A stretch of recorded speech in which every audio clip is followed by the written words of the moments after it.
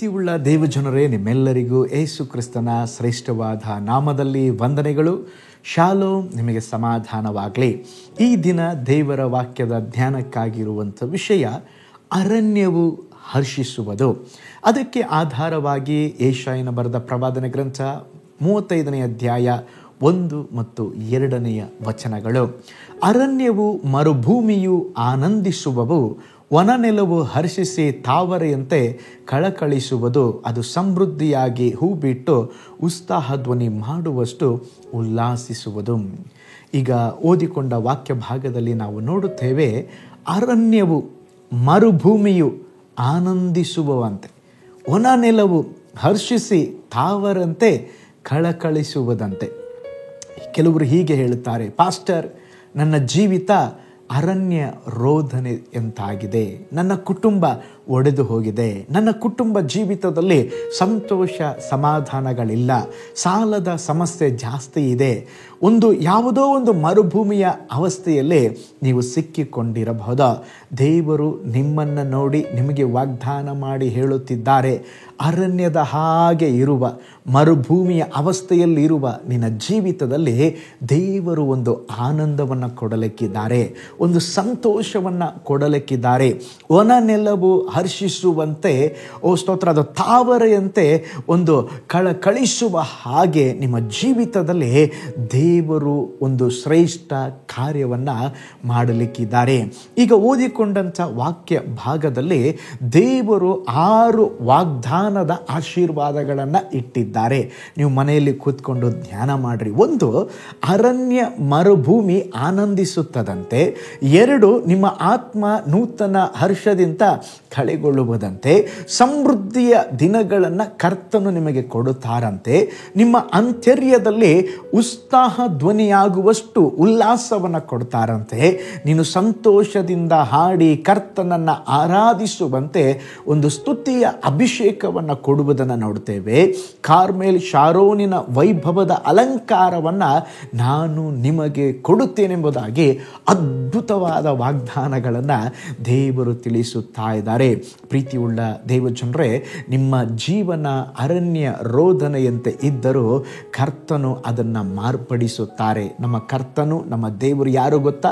ಮಾರಾದ ಅನುಭವಗಳನ್ನು ಮಧುರವಾಗಿ ಮಾರ್ಪಡಿಸುವ ದೇವರು, ಕಹಿಯಾದ ಅನುಭವಗಳನ್ನು ಸಿಹಿಯಾಗಿ ಮಾರ್ಪಡಿಸುವ ದೇವರು. ಇಸ್ರಾಯೇಲರು ಕರ್ತನಿಗೆ ಅವಿಧೇಯರಾಗಿ ಒಳಗಾಗಿ ಕರ್ತನಿಗೆ ಕೋಪವನ್ನು ಎಬ್ಬಿಸಿದಾಗ ದೇವರು ಅವರನ್ನು ಅಶ್ಶೂರ್ಯರ ಕೈಗೆ ಒಪ್ಪಿಸಿಕೊಟ್ಟು ಬಿಟ್ಟರು.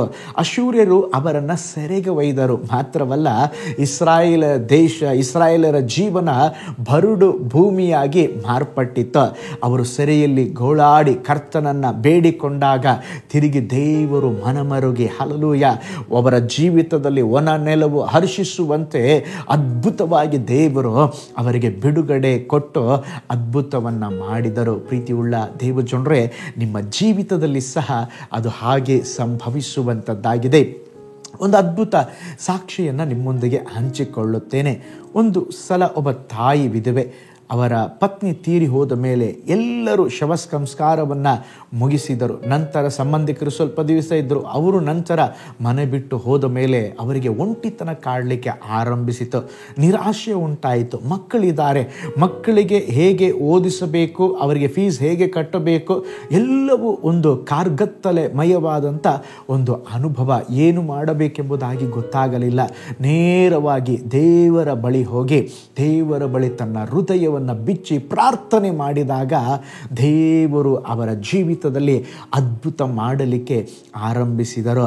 ಅರಣ್ಯದಂತೆ, ಮರುಭೂಮಿಯಂತೆ ಬರುಡಾದ ಅವರ ಜೀವಿತದಲ್ಲಿ ಸ್ತೋತ್ರ, ದೇವರು ಒಂದು ಅದ್ಭುತ ಕಾರ್ಯ ಮಾಡಿದರು. ಏನಂದರೆ, ಅವರಿಗೆ ದೇವರು ಒಂದು ಒಳ್ಳೆಯ ಕೆಲಸವನ್ನು ಕೊಟ್ಟರು. ಆ ಕೆಲಸದ ನಿಮಿತ್ತವಾಗಿ ಮಕ್ಕಳನ್ನು ಚೆನ್ನಾಗಿ ಓದಿಸಿ ಬೆಳೆಸಿದ ಮೇಲೆ ಮಕ್ಕಳು ಕೂಡ ಒಂದು ಉನ್ನತವಾದ ಹುದ್ದೆಯಲ್ಲಿ ಕೆಲಸ ಸಿಗುವಂತೆ ದೇವರು ಕೃಪೆ ಕೊಟ್ಟರು. ಅವರ ಕುಟುಂಬ ಅಷ್ಟೇ ಹೋಗ್ಬಿಡ್ತದೆ ಎಂಬುದಾಗಿ ಜನರು ಅನಿಸಿದರು. ಆದರೆ ಮರುಭೂಮಿಯ ಹಾಗೆ ಇರುವಂಥ ಅವರ ಜೀವಿತವನ್ನು ದೇವರು ಬ್ಲೆಸ್ ಮಾಡಿದರು. ಪ್ರೀತಿಯುಳ್ಳ ದೇವಜನರೇ, ನಿಮ್ಮ ಜೀವಿತದಲ್ಲಿ ಸಹ ಇದೇ ಅನುಭವದಲ್ಲಿ ನೀವು ಹಾದು ಹೋಗುತ್ತಾ ಇದ್ದೀರಾ. ಹೌದು ಪಾಸ್ಟರ್, ನನ್ನ ಕುಟುಂಬಕ್ಕೆ ಯಾರು ಸಪೋರ್ಟ್ ಇಲ್ಲ, ನಮ್ಮ ಜೀವಿತವು ಹಾಗೆ ಇದೆ ಎಂಬುದಾಗಿ ಹೇಳುತ್ತಾ ಇದ್ದೀರಾ. ನಿಮ್ಮ ಎಲ್ಲ ಚಿಂತಾ ಭಾರವನ್ನು ಕರ್ತನ ಸಮ್ಮುಖದಲ್ಲಿ ತಂದು ಈ ವಾಗ್ದಾನವನ್ನು ಹಿಡಿದು, ಸ್ವಾಮಿ, ಅರಣ್ಯ ರೋದನೆ ಹಾಗಿರುವ ನನ್ನ ಜೀವಿತವನ್ನು ಮಾರ್ಪಡಿಸಿರಿ ಎಂಬುದಾಗಿ ಕೇಳ್ರಿ. ನಿಶ್ಚಯವಾಗಿ ಅರಣ್ಯವು ಮರುಭೂಮಿಯು ಆನಂದಿಸುವ ಹಾಗೆ ಒಂದು ಸಂತೋಷ ಸಮಾಧಾನವನ್ನು ದೇವರು ನಿಮಗೆ ಕೊಡುತ್ತಾರೆ. ಒಂದು ಸಮೃದ್ಧಿಯನ್ನು ದೇವರು ಕೊಡುತ್ತಾರೆ. ಕಣ್ಗಳನ್ನು ಮುಚ್ಚೋಣ, ನಾವು ಪ್ರಾರ್ಥಿಸೋಣ. ಪರಲೋಕದ ತಂದೆಯೇ, ವಿಶೇಷವಾಗಿ ಈ ಅದ್ಭುತ ಸಮಯಕ್ಕಾಗಿ ಸ್ತೋತ್ರ.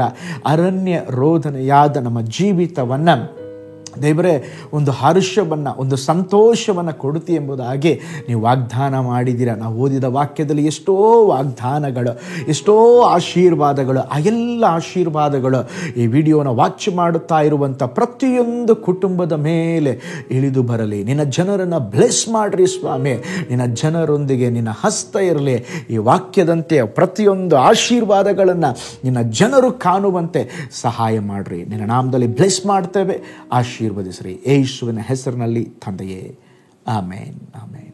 Price the lord. ಹಾಗಾದರೆ ನಿಮ್ಮ ಜೀವಿತದಲ್ಲಿ ಮರುಭೂಮಿಯ ಹಾಗೆ ಬರುಡಾಗಿರುವ ಜೀವಿತವನ್ನು ದೇವರು ಸಮೃದ್ಧಿಗೊಳಿಸಲಿ. ನಿಮಗಾಗಿ, ನಿಮ್ಮ ಕುಟುಂಬಕ್ಕಾಗಿ ಪ್ರಾರ್ಥಿಸ್ತೇನೆ. ನಾಳೆ ಮತ್ತೊಂದು ದೈನಂದಿನ ಧ್ಯಾನದಲ್ಲಿ ನಾನು ನಿಮ್ಮನ್ನು ಸಂಧಿಸ್ತೇನೆ. ನಾನು ನಿಮ್ಮ ಪ್ರೀತಿಯ ಸೇವಕ pastor Paul Joy. My God bless you all.